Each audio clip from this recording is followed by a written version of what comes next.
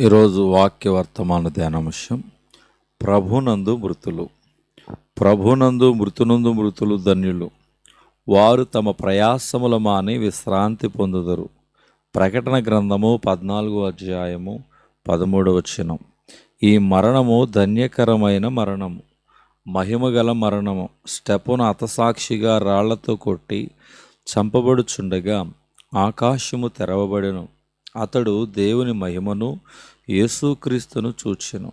అపోస్తుల కార్యము 7 అధ్యాయము 56 కొండ మీద చేసిన ప్రసంగములో హృదయశుద్ధిని గూర్చి ప్రభువు బోధించెను.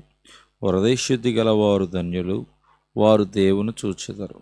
మత్తయి సువార్త 5 అధ్యాయము 8 శుద్ధ హృదయము గలవారు మాత్రమే దేవునికి ఇష్టానుసారమైన మనుష్యులుగా ఉండగలరని దావీదునికి తెలుసు కనుక, దేవా, నా యందు శుద్ధ హృదయము కలగ చేయము అని తాను పాపము చేసినప్పుడు బ్రతిమాలి ప్రార్థించెను. కీర్తన గ్రంథము 51 అధ్యాయం 10 యేసుక్రీస్తును చూచిన స్టెఫను, యేసు ప్రభువా, నా ఆత్మను చేర్చుకొనుము అని ప్రార్థించి ప్రాణం విడిచెను. అపోస్తలుడైన పౌలు మరణమును గూర్చి పలు చోట్ల మాటలాడెను. ఒకటి, మరణం నియమింపబడి ఉన్నది, మరణం లాభకరమైనది, మరణం కోరదగినది. హెబ్రీ పత్రిక 9 అధ్యాయం 27, ఫిలిప్పీ పత్రిక 1 అధ్యాయం 21 చూస్తే, నా మట్టుకైతే బ్రతుకుట క్రీస్తే, చావైతే లాభము. నేను వెడలిపోయి క్రీస్తుతో కూడా ఉండవలనని నాకు ఆశ ఉన్నది, అది నాకు మేలు. శరీరముతో జీవించినంత కాలము ప్రయాస, శ్రమ. అపోస్తలుడైన పౌలు సువార్త ద్వారా యేసునందు విస్తారమైన సంఖ్యలో కుమారులు కుమార్తెలను కనినందున మరికొంతకాలము వారితో కూడా ఉండగోరును.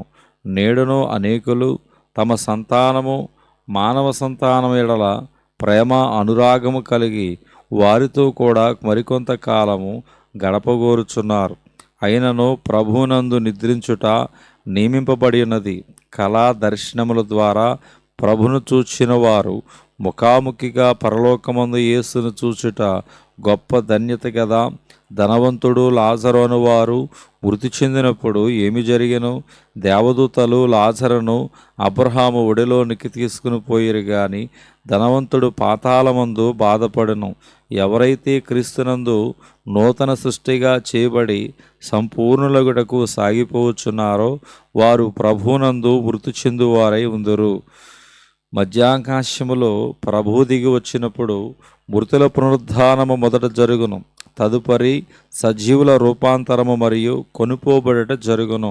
యెహోవా భక్తుల మరణం ఆయన దృష్టికి విలువగలదని కీర్తన గ్రంథము 116 అధ్యాయము 15 మనం చూడగలుగుతున్నాం. దేవుడి దిన వాక్యమును దేవుడు దీవించునుగాక. ఆమేన్.